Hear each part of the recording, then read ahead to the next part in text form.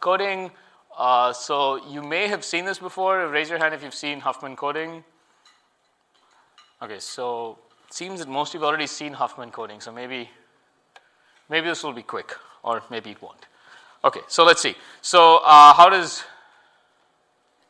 Huffman coding work? So usually there's some alphabet that I will call gamma. And like we discussed for this optimal binary search tree example, there's some frequency of gamma. Right? So think of it as this is a text. And f of gamma is the number of occurrences of the character gamma. And the aim of Huffman coding is to basically do what's called, you want to do a compression of the text. Right? So how do you compress the text? So the aim is compression. So the way that you'll compress is by constructing what is called a binary encoding. So let me sort of explain what this is. So you have we're going to construct an encoding where you take, so this is what we want to find.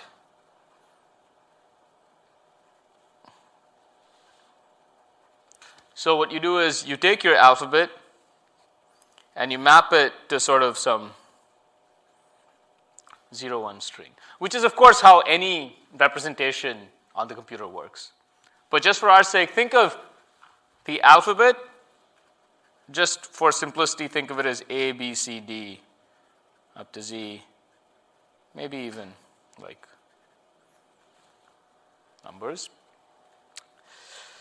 And so you want to compress this into strings. So how are you going to compress your text? Well, you'll take your text and you'll replace every character with the string. So maybe previously this was like an 8-bit representation, but now you could do shorter representations for more frequent things, longer representations for less frequent things, and hopefully compress your text. Make sense? Okay. So now, after compression,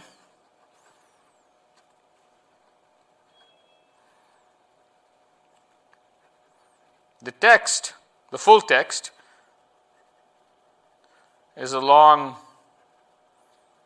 binary string, right? So maybe your text looks like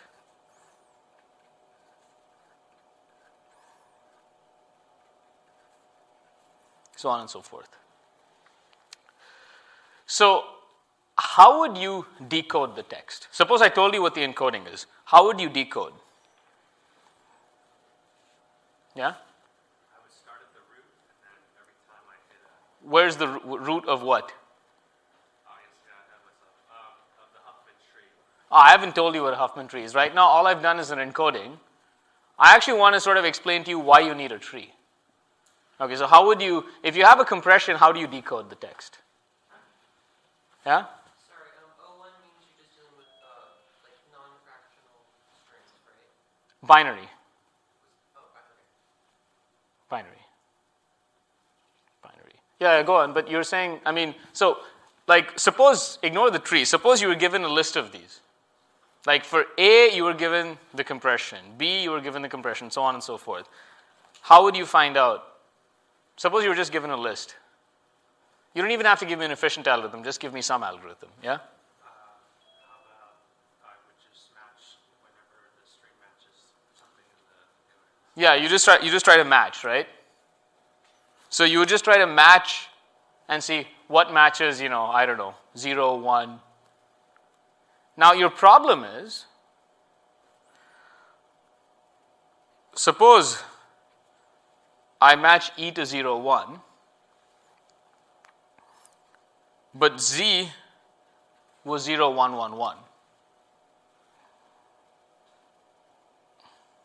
How do you know whether the text actually had an E or a Z to start with?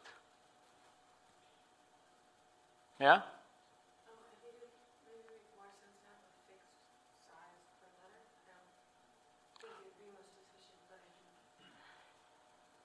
Okay, so if you had a fixed size per letter, then it's fine. You just read off like 8 bits or whatever. But then it's not a compression.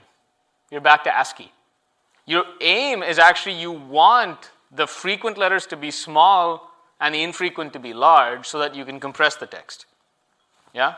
You could have like a limiter, like you could specify 00 to be the space between. Good. You could specify a delimiter, but then your compression, you're going to lose your compression.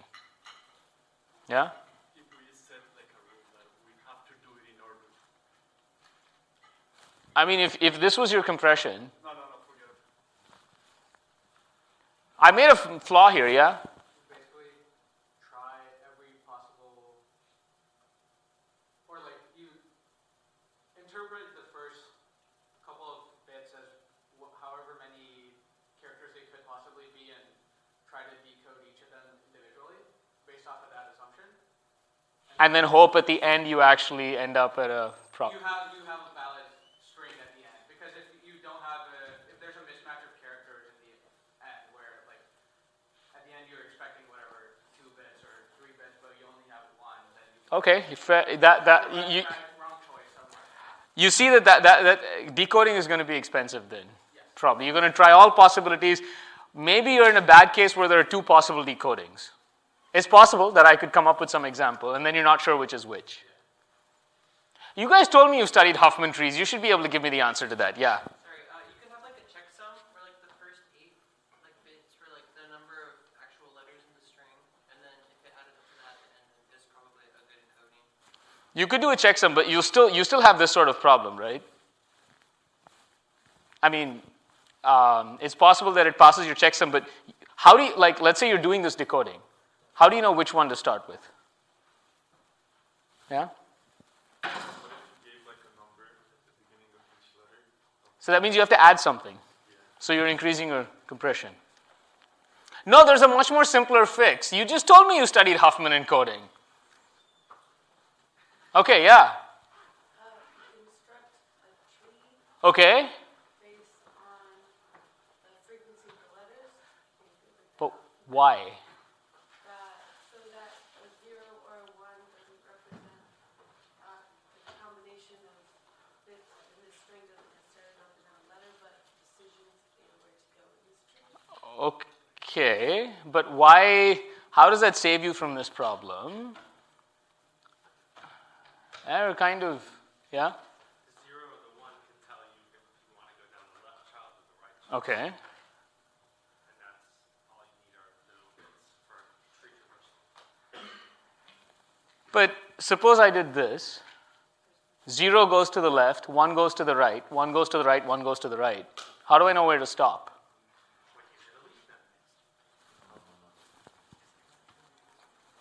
What's the problem with this encoding that I've done here? Yeah? Like if you read the first 2 bits, it could be E, but if you read 2 more bits, it could be C. Right. So there's a problem, like, there's something about trees and something, yeah? Okay, so going off what she said, if you're constantly branching left 0 or right 1, you only know you're at a character if you end up at a leaf. Okay. If you end up at a leaf and there's no other branches, then you just start the next one at the root. Okay, all right. So you always end up with the optimal character. Okay. Which is what you need to do, but what you're doing is actually, you're starting from the solution that you know has to be correct and then trying to go backwards. What I want to do is I want to tell you why that's the solution. You're right, no. So there's something about, but the question is I want to tell you, or I want to indicate to you why there's something about trees that's so important here. Because the way the problem is stated, there's nothing about trees, right? It just says find some encoding. Right? Yeah? What if we put like a length, the maximum length of every upper letter, and we make the tree, and at the end we make like a parity check to see like what's the. You still have this problem, right? So if I give. But with that parity check at the end, we will see if in those I don't know 8 bits we should use the 8 bits to encode 1 letter or use The parity check, I mean, the thing is, the whole point is you want the lengths to be different. So it could be the case that there are two possible decodings, and you don't know which is the right one. But that, like the end 2 bits will tell you that. Like you have, I don't know, let's say 8 bits, and at the end, 2 more bits that will tell you if it's 0, 0, then the length is 8. If it's 0, 1, the length is 4 and 4, something like that. But as the string becomes bigger and bigger, then that part is going to become bigger and bigger. No, because we divided in blocks. But You want to put the most restricted ones at the top? No, forget it. Yeah. What is wrong with this encoding? Just tell me right now. What is wrong? Why can't I encode it this way? There's something wrong here. Yeah? Well, the reason. Yeah? Because the Huffman tree is a DAG, there are no signs. Oh my God. No. You guys, it's like word salad now. No. Yes. Because if you can interpret it to be 2 possible streams, Yeah. there's no way of knowing which one it is. Exactly, right? So there's some problem. Right? So what is the problem? There's a word for that. Sorry? No. Ambiguous. It's ambiguous. So what is the ambiguity here? Yeah? E just like a substring of Z. Okay, good. So E is a substring of Z. Right? And that's a problem. Right? Do you guys know what Morse code is? So if you've seen, well, like from maybe in movie, you've seen people do Morse code, like they'll be like tapping this thing, right? So it's like dit da, right? They have that encoding. How does someone hearing know exactly how to break it up? Aren't there pauses? There aren't pauses. There aren't pauses, and they're different lengths. Yeah? They're all unique. None of the Morse code encodings are substrings of each other. None of them are substrings of each other. It's called a prefix-free encoding. What this means is that no prefix of something is a code for something else. So as long as you have the guarantee that it's a prefix-free encoding, you can always decode, because you'll never have this ambiguity that we're talking about. So instead of starting from trees, what you want is a prefix-free encoding, and then it turns out that the way to represent a prefix-free encoding is a binary tree. It would make like the string longer because there are lots of possibilities that we won't be able to use. It will make it, so the point is, but starting with a prefix-free encoding, what is the best compression you can get? The thing is, if you don't do a prefix-free encoding, you're going to pay more because you have to give delimiters or you have to come up with different ways of figuring out whether something is right or wrong. With the prefix-free encoding, the decoding is quick, it's unambiguous, and so the question about Huffman coding is really how do you come up with the best prefix-free encoding, which is why it goes to trees. So I want to emphasize this point that it's not that they started off saying, let's do trees. What they started off was saying, let's do a prefix-free encoding. So we want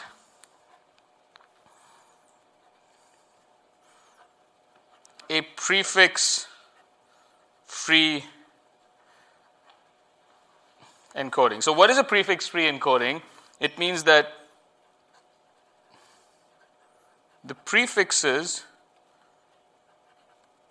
of any encoding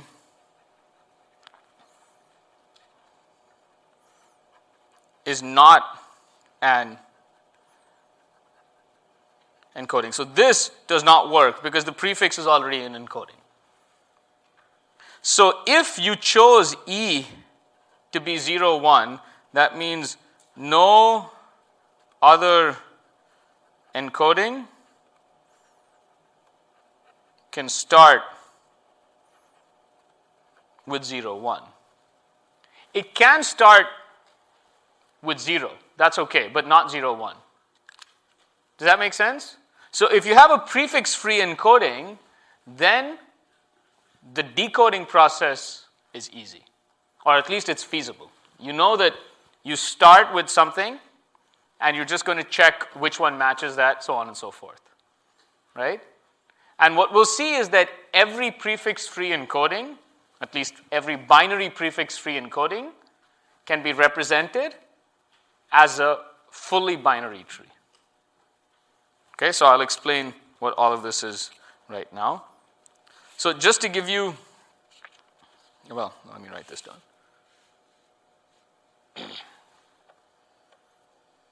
So maybe if anything, this is one of the points of at least the way that I like to teach these things is you may have seen the solution and you may already know what the solution is. You probably have seen the greedy algorithm for Huffman coding.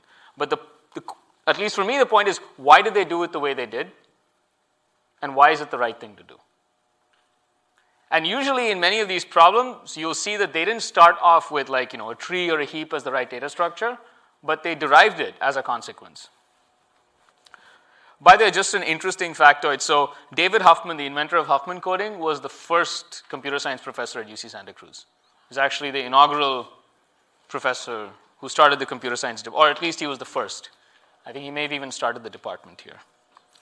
So it's all the more appropriate that we teach Huffman coding here. So no other encoding can start with 0, 1, and we can represent a prefix-free encoding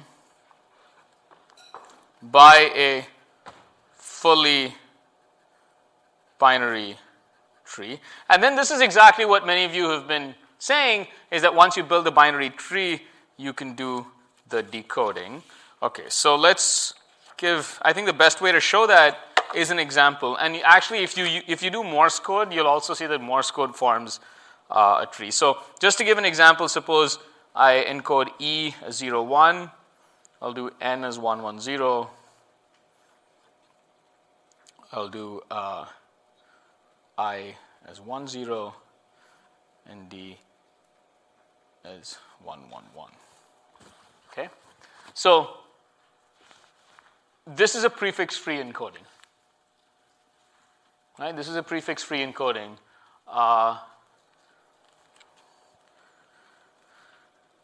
And I'll do, okay, so let's start with this. So how do I represent this encoding? And as you've correctly said, I could think of a tree where going left is 0, going right is 1. Okay, so I'm just going to color these so that it doesn't look like. So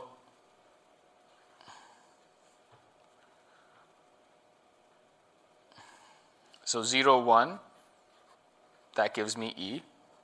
Then 0, 0, 1, that gives me C. Then 0, 0, 1, 0. I think those are all the ones. So then I go 1, 0. That gives me I. Then 1, 1, 0. Gives me N, 1, 1, 1. That gives me D. Okay, so you see that when the encodings are the leaves, it's automatically prefix-free. Right? Because the string that represents a leaf, they can never be prefixes of each other. So the encodings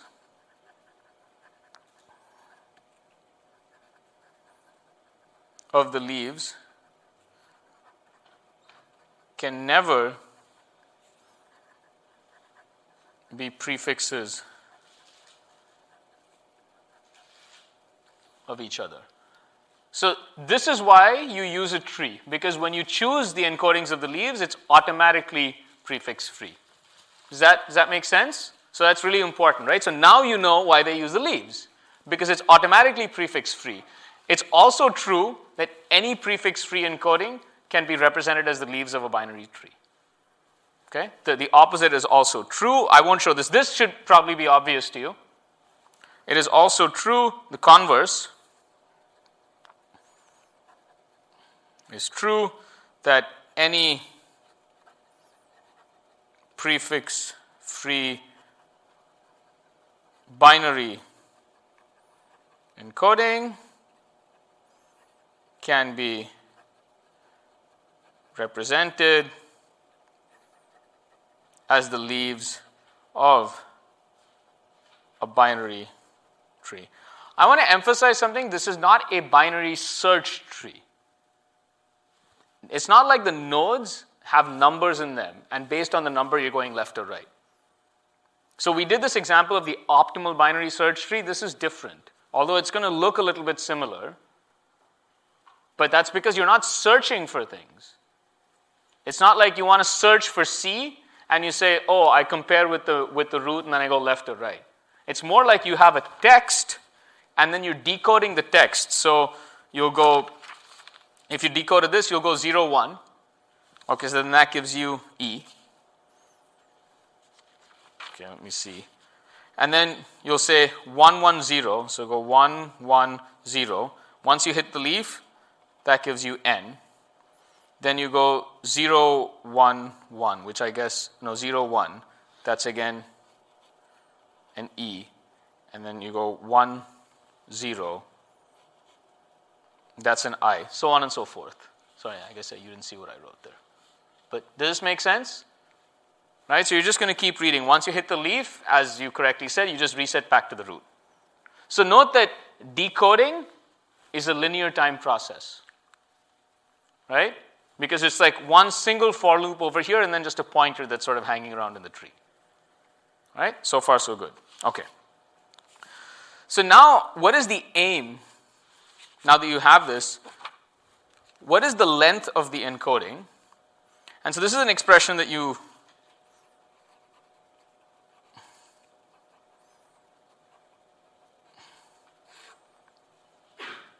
so we're given a text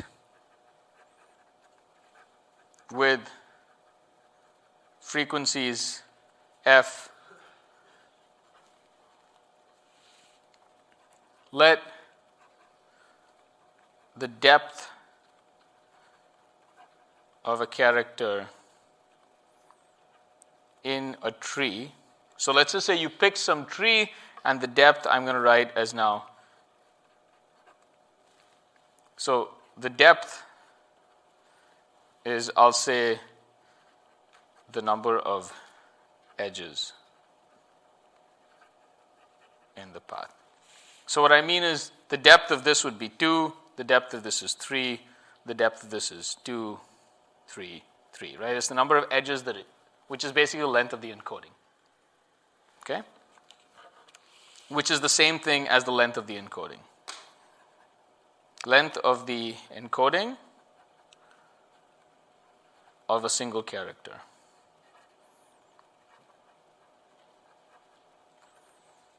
Question: what is the length of the total encoding? Is it I sum over all characters the frequency times the depth?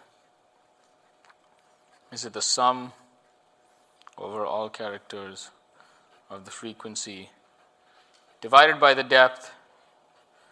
Or is it the sum over all characters of the frequency times the depth minus 1? Which one is it? Yeah? Give you a minute to ponder. You can talk if that helps, but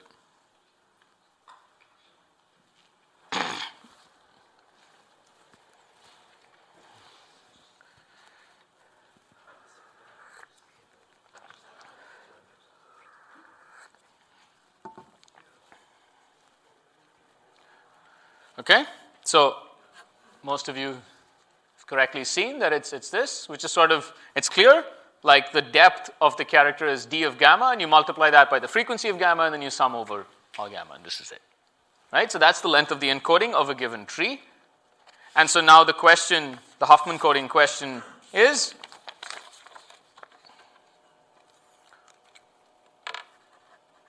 what is the tree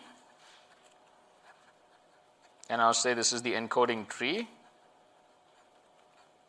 that minimizes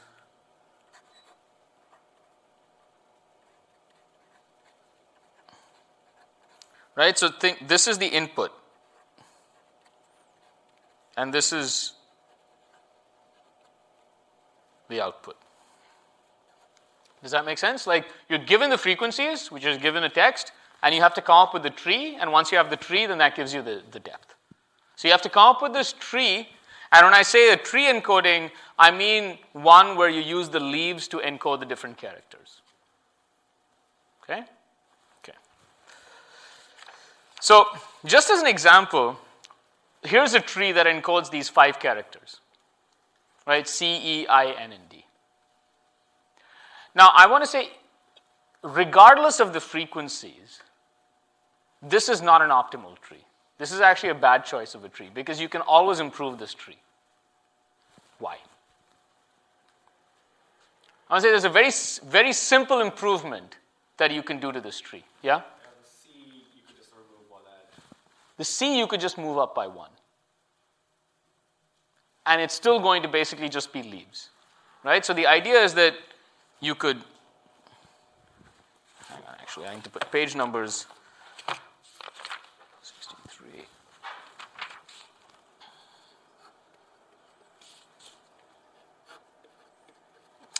Right? So what you could do is you could basically move that up over here, and the tree would go up. And the encodings only become shorter. Right? Given that this is true, what is the property of any optimal tree? This tells us something about any optimal tree. Yeah? All leaves have an encoding. Well, that was true even previously. Yeah? It should be like well balanced. It should be, but it's still lopsided. Yeah? Like all non-leaf nodes have 2 children. All non-leaf nodes have 2 children. Right? So that's what is called, it's a fully binary tree. Like no node will have only 1 child. Does that make sense? Because if you have 1 child in any encoding tree, you can basically splice that node. So the optimal tree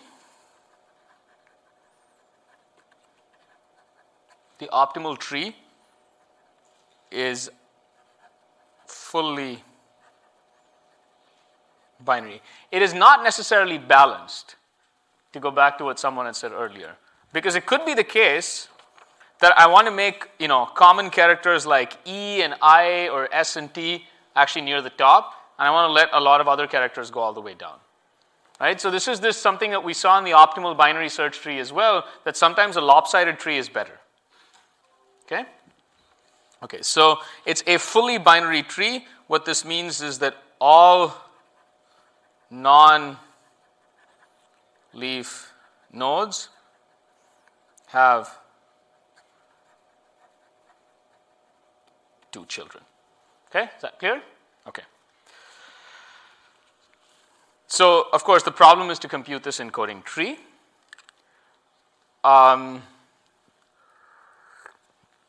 I can tell you the solution, or maybe even, actually, do you know the solution? How do you compute this tree? What's the strategy? It's the reason why one teaches us in greedy algorithms. Yeah, you remember? Yeah, the algorithm from earlier in class, the optimal BST. So it's not the optimal BST one, because okay, good. So, right, because that's a binary search tree, and that uses dynamic programming. Here, it's not obvious, there's no ordering amongst these. It's not like you have to put, this is not an alphabetical order. So once I give you the frequencies, you have to come up with this tree. Yeah? Just run a greedy algorithm on the frequency range. Okay, how? What is the greedy algorithm? Beginning with the most frequent. Okay. Almost. So you want to take the most frequent and probably put that near the top somewhere, and then change that. Okay, so we'll see if that works or not.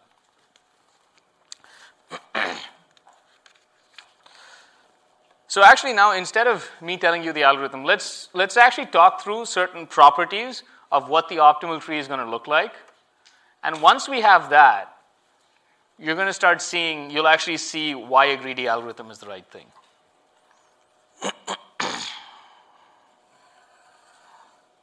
One of the problems with teaching all of these things is usually you give the solution, you explain why it's correct, but that's actually never how someone came up with it.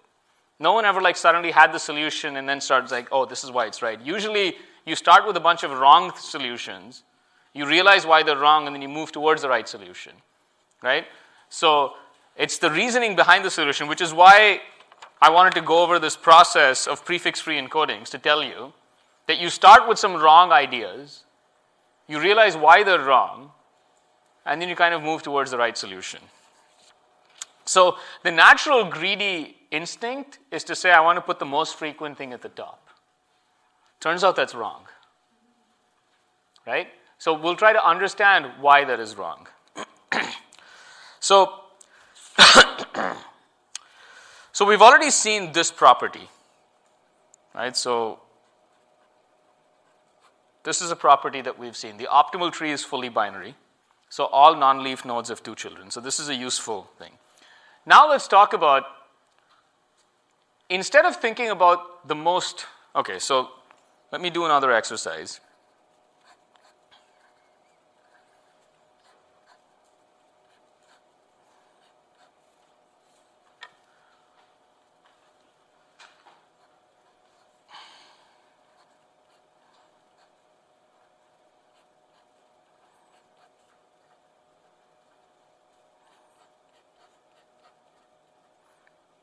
So suppose you have some encoding tree, I don't know, whatever it is.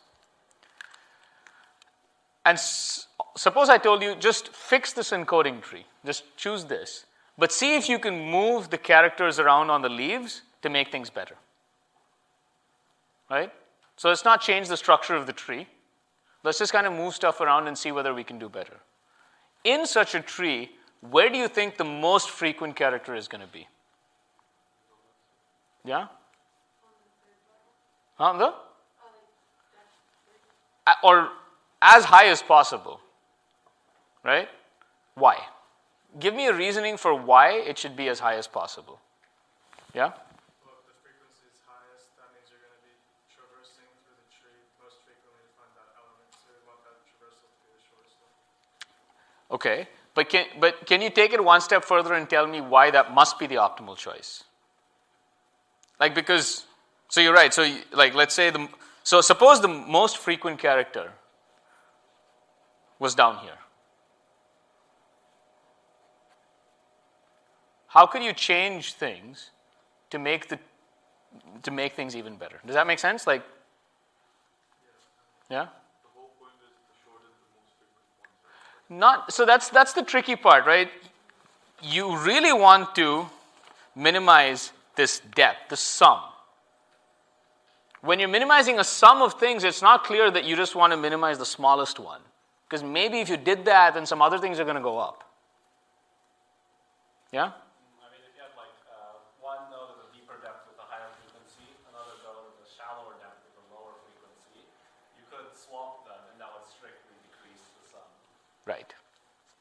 Right? So this is this switching argument that is so common in greedy algorithms. So it's saying that suppose this was E, and this was, I don't know, Z. And you know that the frequency of E is greater than the frequency of Z. Yeah? So is there a fixed form of this tree? Good question. We don't know. We have to figure that out. So right now, we don't know what the fixed form of the tree is. But what I'm saying is, suppose there's obviously going to be some form in the end that's the right one. In that correct form, what we can infer are certain things. And once we do that, we'll use those properties to actually infer the structure of the tree. Okay? Okay, so does this make sense that this is not optimal? So what you could do is you could swap these so that the depth of E is going to become less than the depth of Z. So this is exactly what you were saying, but just to make it really formal, you say exactly how you change the tree and the fact that this objective is going to come down. Does that make sense? So then that's like a watertight argument.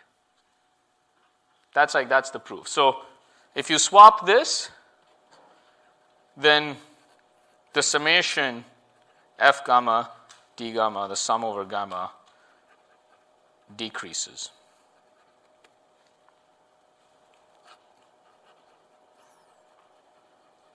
So this style of argument, again, if you go and look at every greedy algorithm proof, you have this style. It says, like, here's some structure. If you made a change, then the optimum is going to go up or down in some way. Okay? Okay, so does this make sense? So it tells us that the most frequent thing is going to be at the top. Consequently, what about the least frequent item? That's going to be as far down as possible. Right? Okay. Is this clear? So everyone sees this? So I'm just going to write this out as a claim.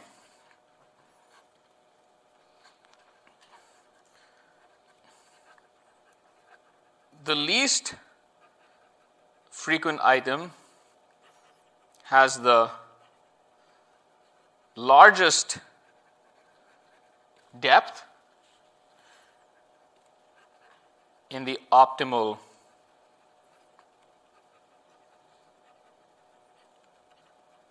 encoding tree.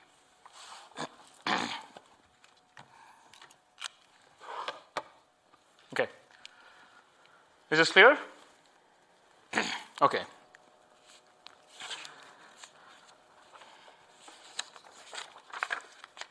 Now you'll see in a moment why I'm looking at the least frequent as opposed to the most frequent. So what do you know about, so the least frequent item, so this is going to be some, so here's your tree, and this is some leaf, which is the deepest leaf. This is the largest depth leaf.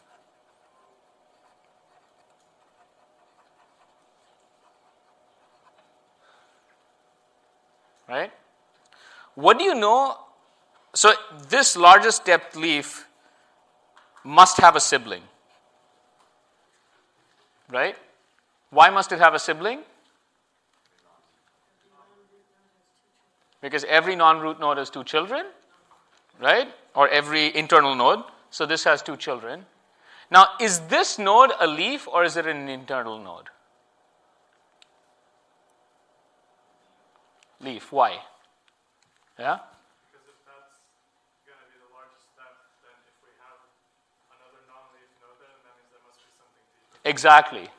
Exactly. Right? So what this means is that if you look at the largest depth leaf, the sibling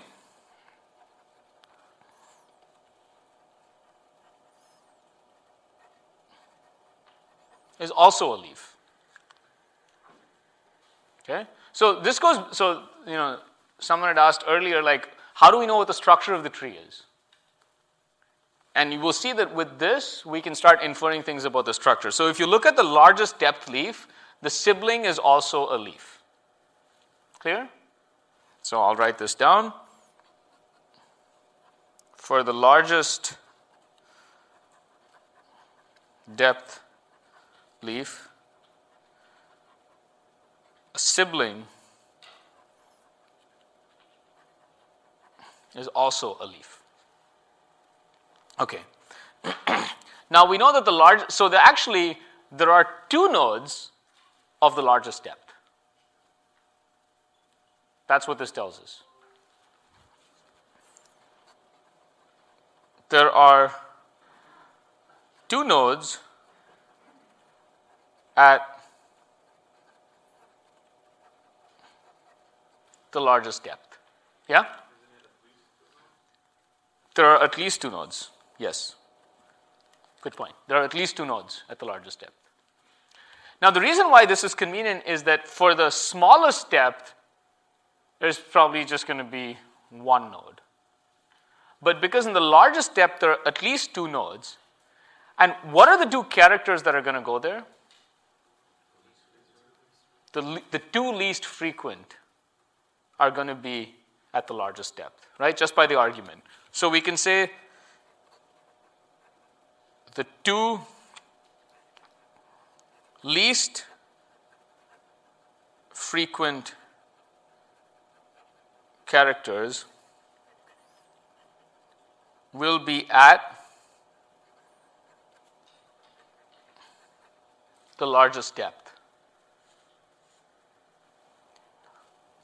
Now, because you can always move things at the same depth and not change the encoding. Like, you don't change the length of the encoding. What it means is I can take the two least frequent characters and make them siblings. Okay? I can always take the two least frequent characters and make them siblings in the encoding. Does that make sense? And then this starts giving me the structure of the tree. So if you vaguely now remember what Huffman encoding does, it does exactly that. It actually takes the two least frequent characters, makes them siblings, and then builds the tree accordingly. Okay? So I'll write this down. And we can make them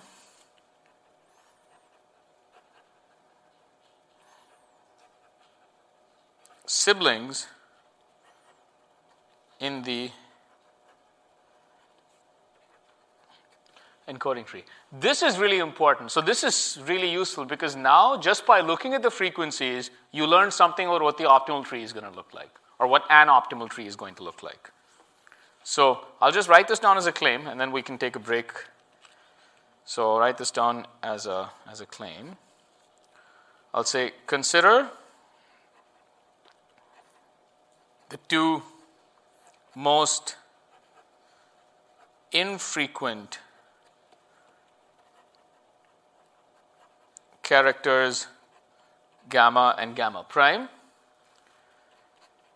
There is an optimal encoding tree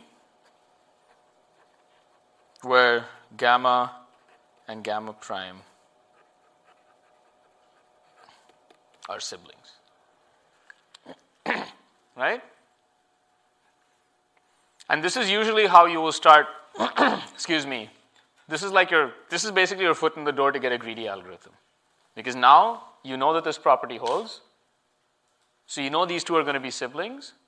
And now somehow you need to basically use that and then some recursion on top of it to get the final algorithm. Okay, so we're about 50 minutes since the start time. So let's take a break for a few minutes. And then when you come back, I'll wrap up Huffman coding.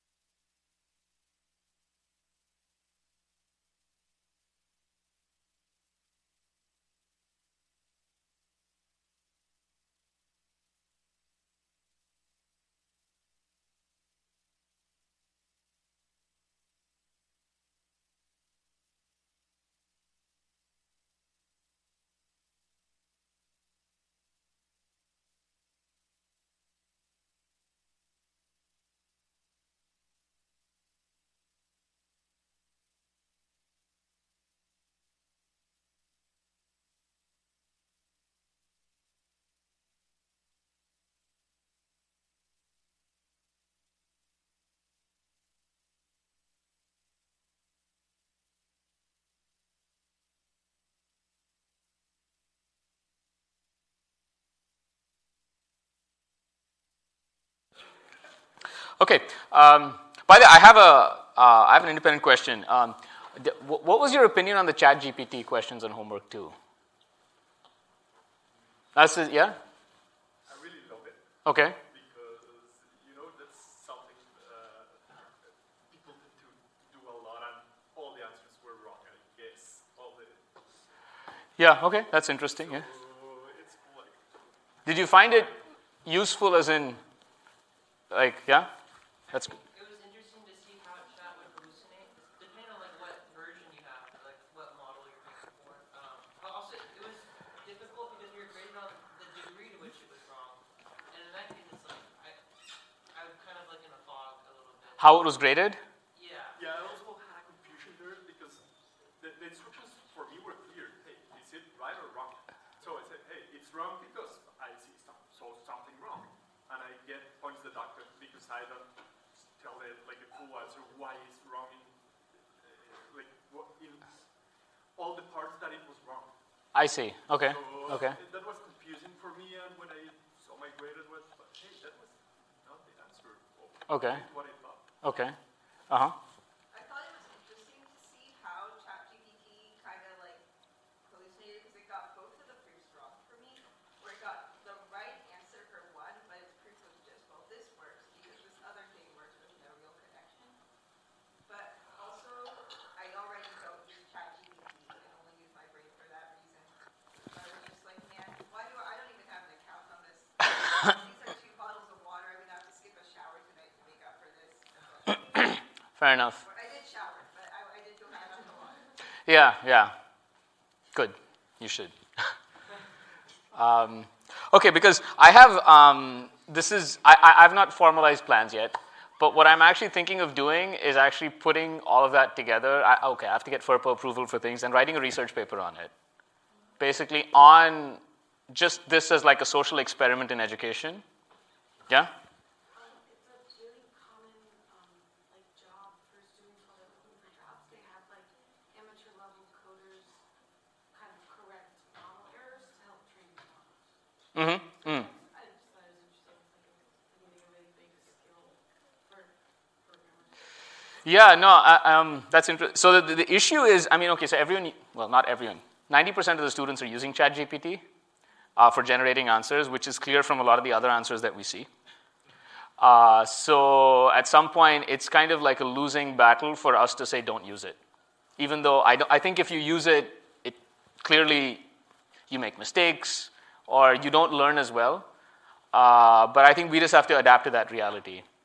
And so I thought this was sort of an experiment. Grading it is difficult for my TAs because they had to look at the ChatGPT responses, figure out what's wrong, try to interpret what you were saying. And so there was a little bit of leeway I gave to them in how to grade it and I think you're right that there are some kinks that we need to iron out that I need to sort of set maybe more clear rules on what needs to be done because I want to maybe do it again for the next assignment. Yeah? At least for me, I don't use ChatGPT, but I appreciate it. I don't know if this was your goal, but I appreciated how it taught people that you can't always rely on ChatGPT, and it's not always reliable. That was definitely one of my goals. The other goal of mine was to also actually use you as guinea pigs in an experiment to see how accurate it is. If you do 100 different queries to it, does it give you the same response or different? It gave errors in different ways for different students, which was kind of curious as well. Yeah. If you do the actual study, will there be opportunities for paid participants? For paid participants? Sure. I would have thought that you wanted to be part, like a co-author on the paper. That would have been the real thing, yeah. I think with reference to your original question, I kind of wanted just to echo the same thing. I thought the idea of the questions were really good. I liked having to find holes in the ChatGPT response.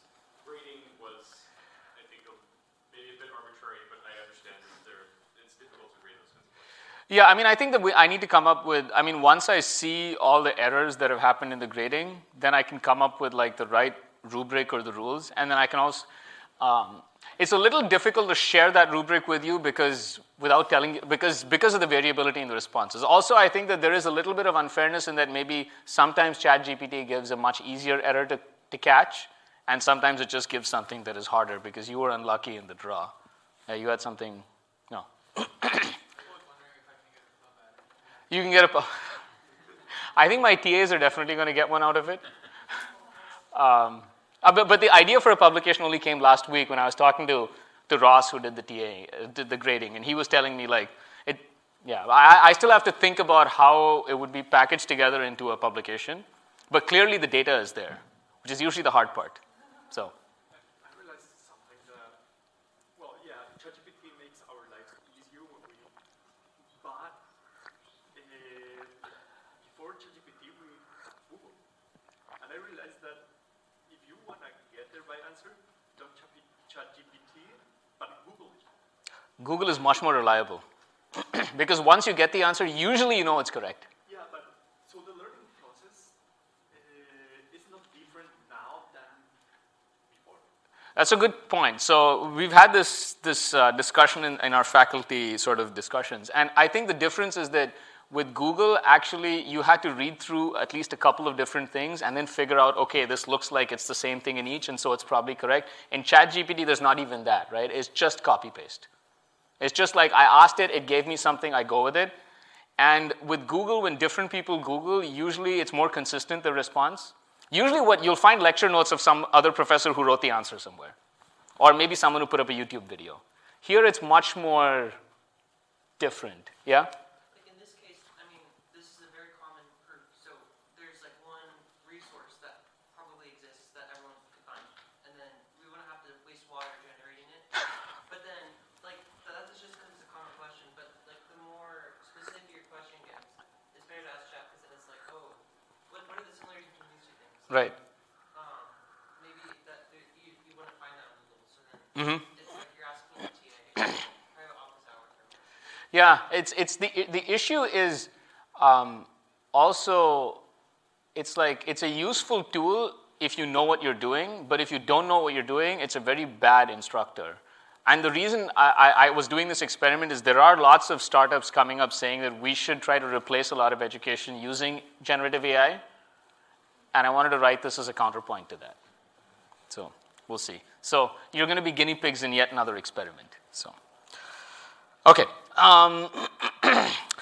so, excuse me. So what we've now discovered in our optimal encoding is that the two most infrequent characters are siblings. Now that we have this property, can we come up with an algorithm to compute the optimal tree using some kind of recursion? So I'll show you this tree here. So you know that these are the two most infrequent. Or rather, there is a tree where the two most infrequent things are siblings. But you don't know what the rest of this tree looks like, right? And that's what you need to construct. But once you have this, yeah?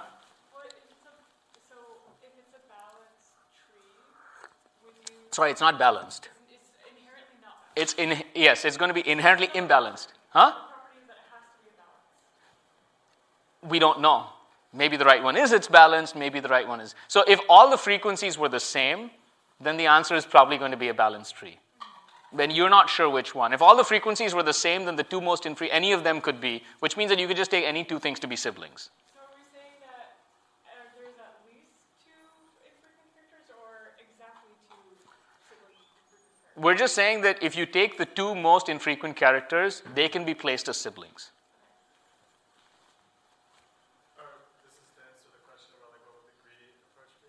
Okay, go on. So I mean, my idea is that you would do recursion backwards until reaching the root, and you would just keep choosing the next least frequent variable to put at the leaf. Okay, so this is the tricky part. So now, suppose these are the two most infrequent. How would you do this? Tell me more. I'm still fleshing that out. Okay, all right, so let's flesh that out, right? There's something about a tree that, like a tree is inherently a recursive structure. Yeah? I guess it's like you have the two most infrequent, that's one leaf. And that's on like the right side of the root, and the left side of the root is the next two infrequent. And you go, and then that's your four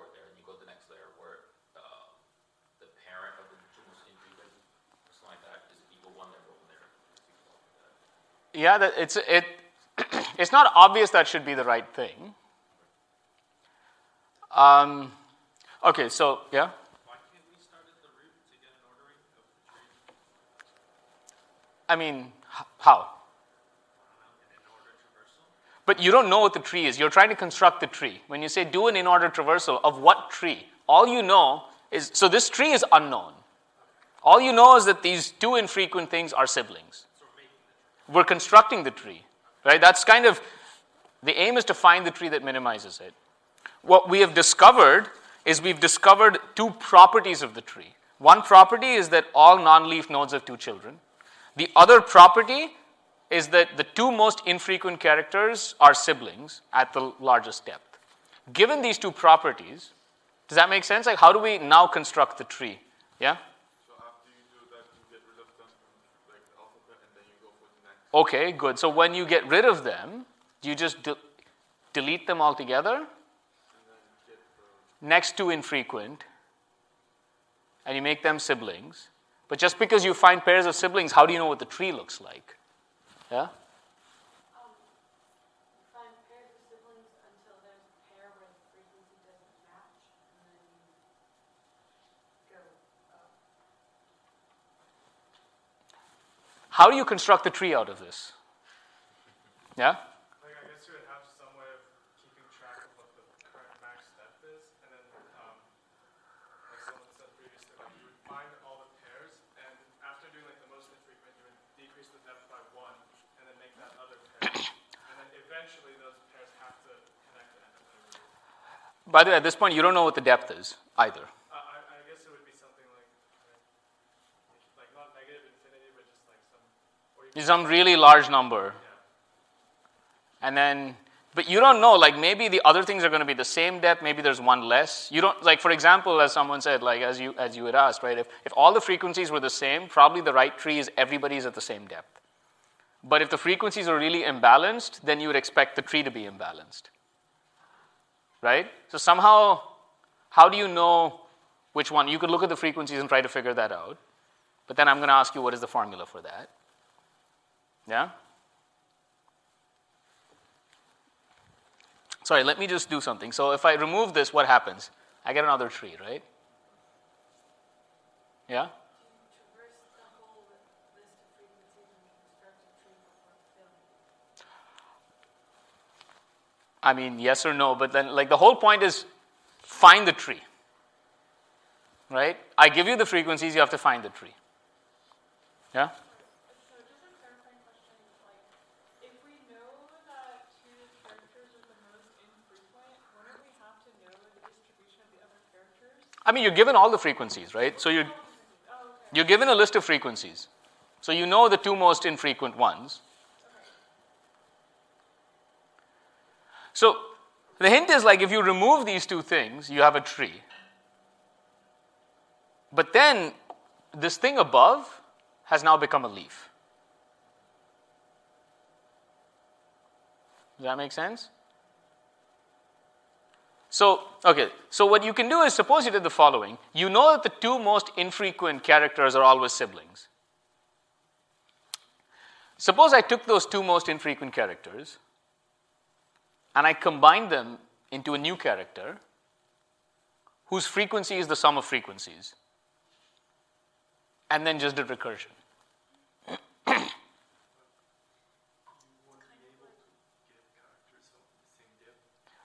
You don't need the same depth. All you need is who's a sibling of whom. Yeah? Two questions. One, is the base case the root or the frequency? The base case is actually your alphabet has two characters. The base case is on the size of the alphabet. Yeah? Yeah. Sorry, go on. Finish your thought and then.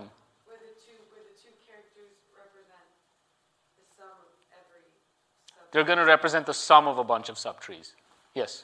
So you're taking the two least frequent, you combine them, and that becomes one of the children of the parent node, right?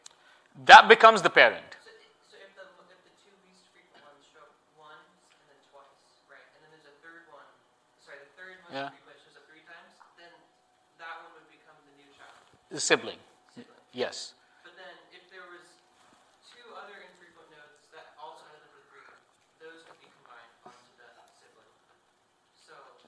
So let me just take your example again. So suppose, I'm just giving an example here. Suppose there was one whose frequency was 10 and another one whose frequency is 10. And let's say this was the minimum. So if you combine it, this fake character has a frequency of 20. So now I'm going to go back and I'm going to put this fake character back into this thing and just do recursion.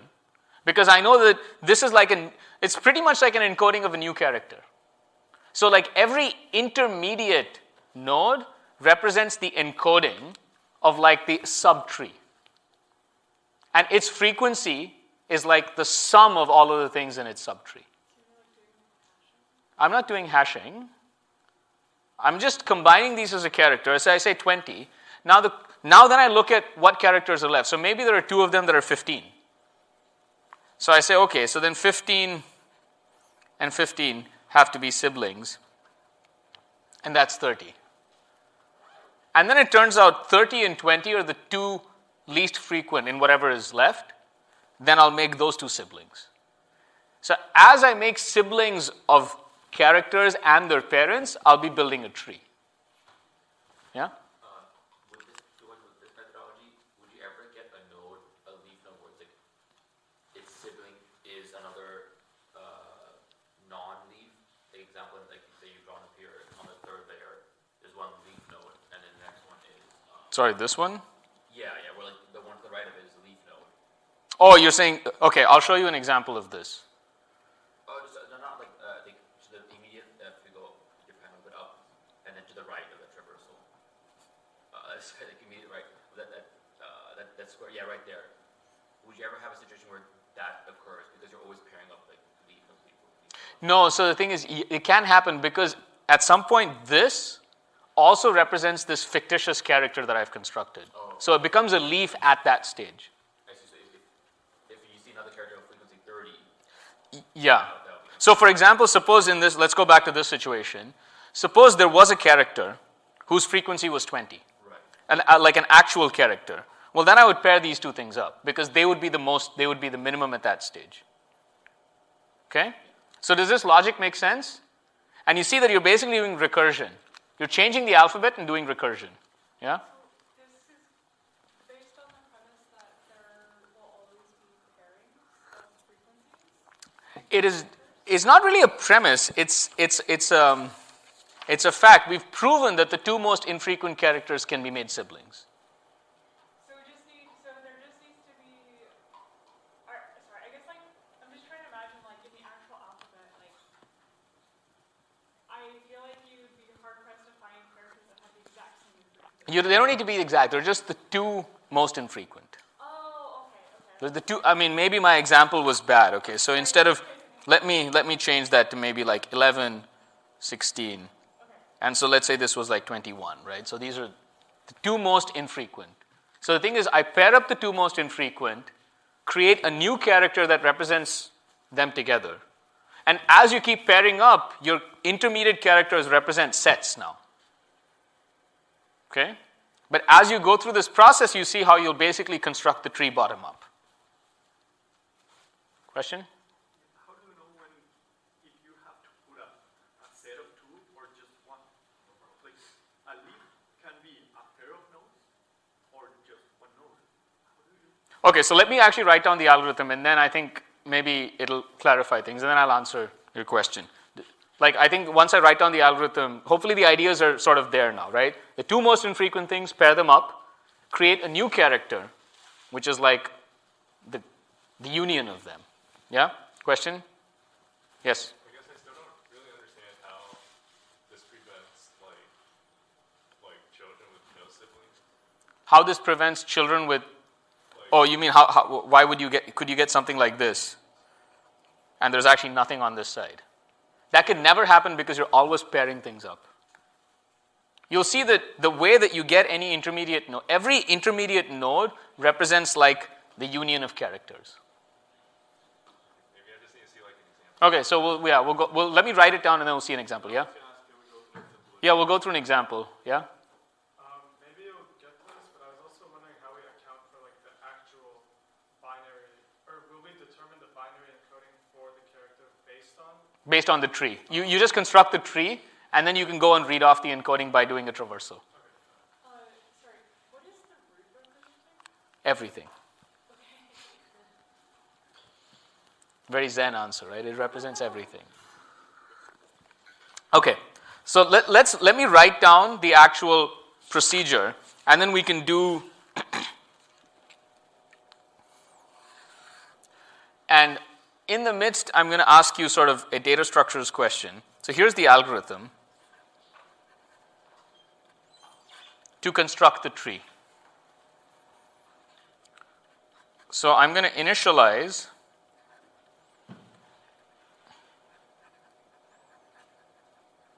a structure. I'm not going to tell you what it is.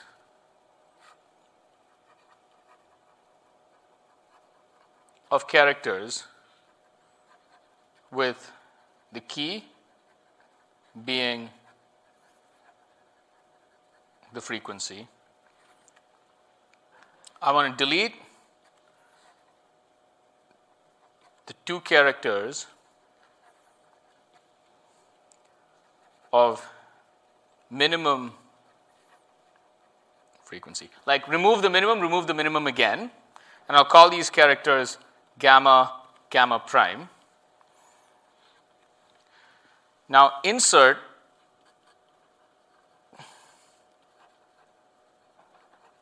character. I'm just going to pair them up. I'm going to call it gamma, gamma prime. It's like a new character that's the pair of both of these in the structure with frequency f of gamma plus f of gamma prime. And then I'll say make gamma, gamma prime siblings in the encoding tree. And then I just keep looping until this is empty. Okay, so this is the thing. My question is, what should I use for the structure, the data structure? Yeah? Heap. Right? Why heap? Because you saw min. Delete min. So I'll initialize a min heap, h, and insert character in h. If I have n characters, how long does the delete take? How long to delete the min, extract min from a heap? 2 log n, right? So I'll just say it's O log n because I'm doing extract min. Insertion is O log n in a heap. Yeah? Could you also sort like a list or something and then reverse it? Well, you have to keep updating the list. Like you're inserting some new character with some new frequency. So you can't just use a list because then you'd have to go back and insert into the list and then you have to keep the list sorted. Indeed, if you start going through that process, you'll end up with a heap again. Like you'll see that the heap is the right data structure. Right? And so overall, this is going to take O of n log n. Right? Why? There are n characters and you're just going to go through this and you're going to keep merging together characters as you go along. Okay, so just to maybe construct an example, I need to choose numbers so that actually you get an interesting, I don't know, okay, so I'm just going to do a bunch of things and we'll see where this goes. So E, maybe I'll go with 500, C is 200, Z is 10, W is 9, F is 42, 2, 3, 5, maybe one more. H is 300. I don't know. Okay, all right. So how is this going to work? So you find the 2 min, and you're going to say, okay, so that's Z and W. I'm just putting the frequencies down over here. Yeah? Sure, yes.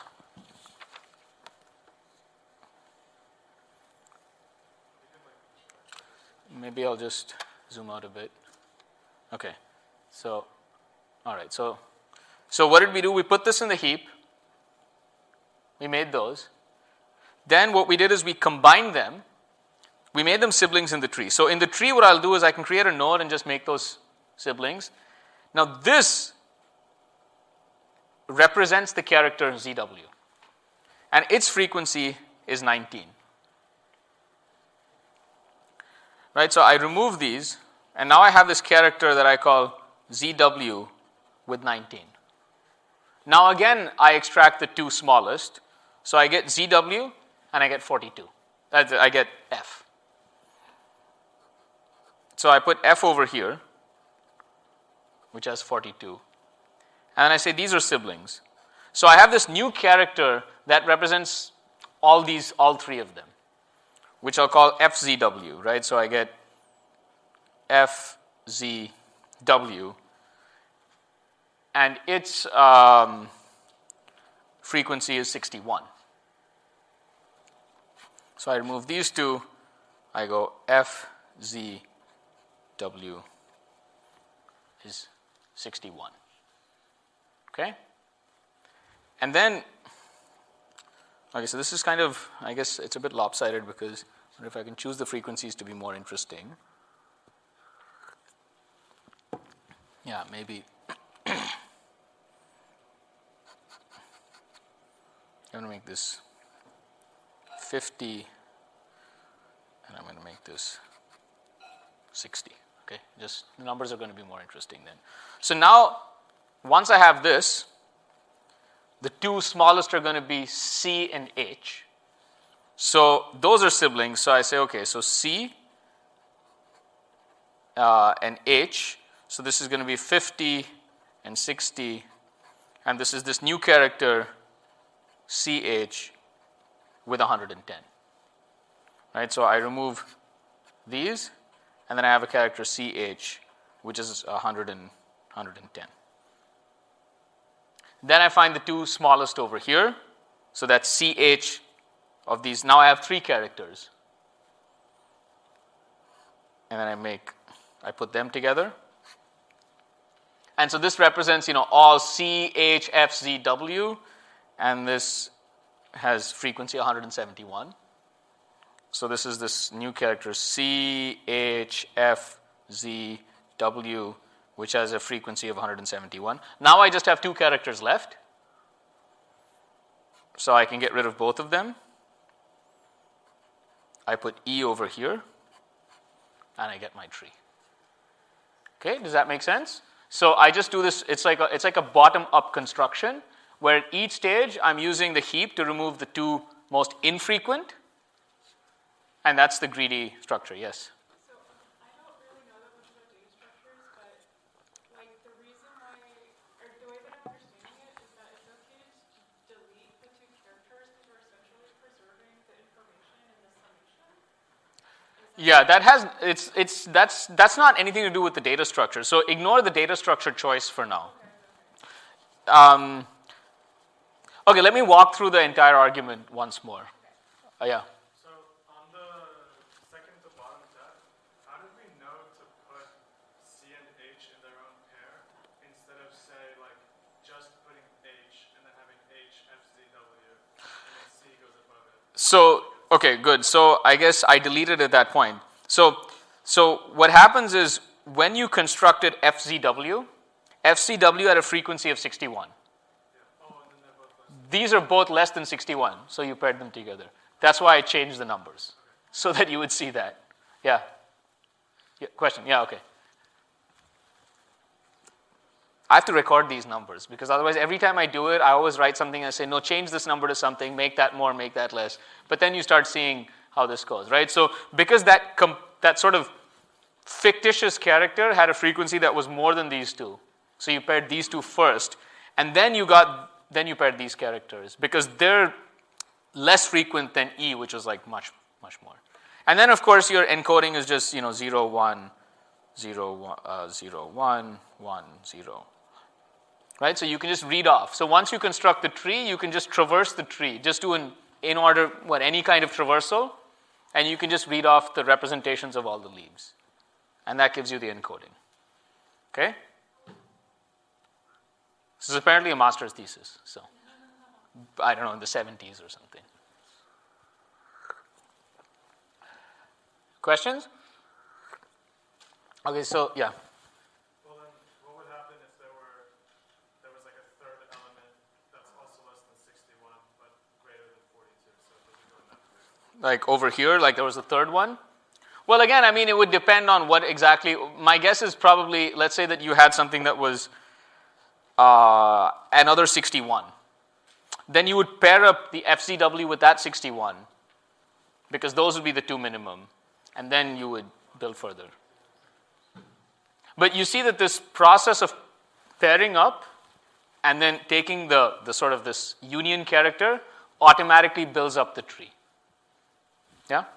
So I'm trying to figure out the difference between why this is a greedy and not dynamic, because I recognize there's like sub-problems where you're combining them, Yep. but also it's greedy because there's only one optimal. That's a good question. It's greedy because that next choice is like just this minimum. The next choice is a very simple choice. So maybe this is important to reiterate. What happens in a dynamic program is that the next choice is not obvious. So you kind of build this recurrence in a table that effectively checks over all choices. So that's why constructing the algorithm is harder, but the proof is obvious, because it's obviously considering all possible choices. But here, it's not obvious, it's not considering all possible choices. The way that you know this is correct is because of the proof that we did, or because of that observation we made. Does that make sense? Yeah. There's actually a question. So the heap was chosen just because it's the quickest way to get the smallest. Because you're doing extract mins. Because you have to find the min quickly. Right? And that's why you do a heap. I mean, you could also use like a red-black tree or something, but normally if you only need to extract mins and insert, then you would use a heap. And that's why the heap is the right data structure. So this is like a combination of two things. It's an example of a greedy algorithm, but also an example of where a heap is the most natural data structure to solve the problem. Questions? Okay, so we have 5 minutes. Let me just walk over everything that we did so that we, just to summarize where things stand. As usual, I forgot page numbers.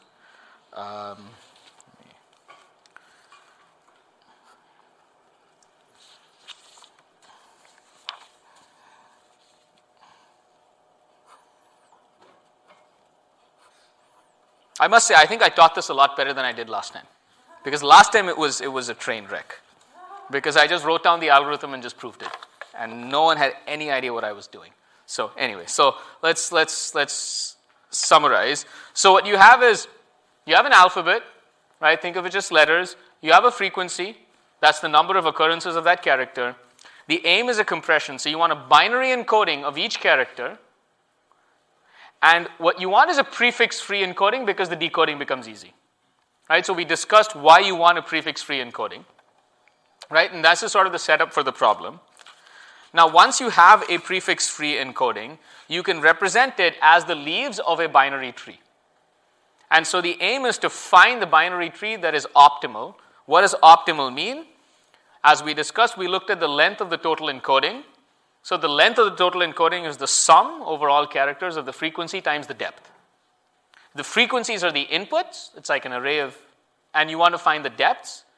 And the way that we represent the depths is really as a binary tree, as the leaves of a binary tree. Okay? Now, so we want to find what is the tree encoding, the encoding tree that minimizes this sort of overall total encoding length.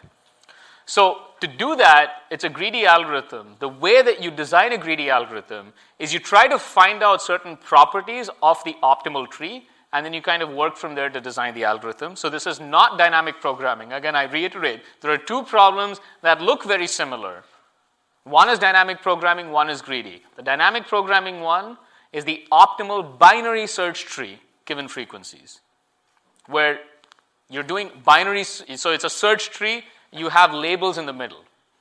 This is an encoding tree, which is binary, but is not a binary search tree.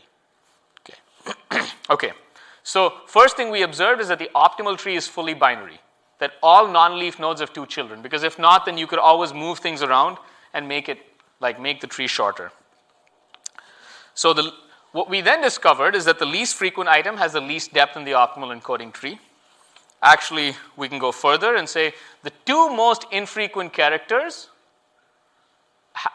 there's an optimal tree where the 2 most infrequent characters are siblings. Once we did that, the way we actually designed the full algorithm is we initialize a min heap of characters. You remove the 2 characters of minimum frequency and combine them into one new character, which is the sum. And then you just do recursion. Okay? So you combine these characters, you insert them into the structure as frequency is the sum. And the reason that we argue that that was true is because once you remove the 2 characters of the min frequency, the parent now becomes a leaf. Right? And it's like the frequency of the leaf is the frequency of the sum. Right? And this is like the optimal substructure that you need for a greedy algorithm. Okay? So then you can just do recursion, and once you do recursion, then you just repeat this process n log n times. So again, you insert a character. This is like a fake character. You don't even have to represent it in that way. The reason I've represented it as a pair is so that you see what it means. But if you're actually writing code, you could give any name. The name doesn't matter. It's only the names of the leaves that are important. Okay? And so the final thing is, we just did this example. So again, if you want to just understand this, go back, write down some numbers for 5 or 6 characters and just build the tree yourself. And it should be pretty clear what's going on. Okay? So that's another example of greedy algorithms. Next lecture, we'll probably do minimum spanning trees, which is another classic example of greedy algorithms. Yeah? Super quick question. So just to confirm, the midterm is next Tuesday. The midterm is next Tuesday. And it's open notes, is that right? It's open notes. Open notes, no electronics.